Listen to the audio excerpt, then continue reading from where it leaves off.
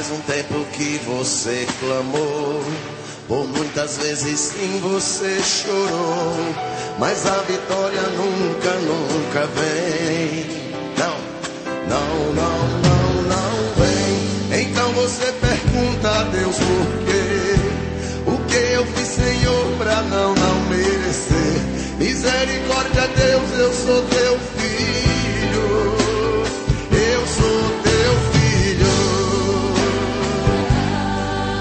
Oh, não. Daí, querido.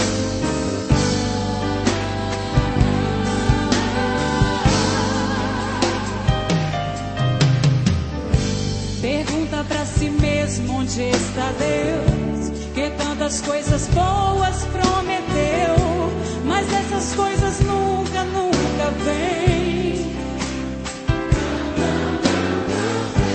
Então você não sabe o que fazer. A dor e o desespero não te deixa ver que Deus tem algo profundo contigo. Ele é contigo. O que Deus preparou esse sonho, o que Deus tem pra ti pode entregar. Creia nas promessas, creia em Cristo. Levanta a sua voz, ó. Deus vai fazer acontecer. O teu inimigo não vai entender. Creia, creia em Cristo. Ele é contigo. Se você crê nessas promessas, levanta a tua voz, dá um glória a Deus. Aleluia.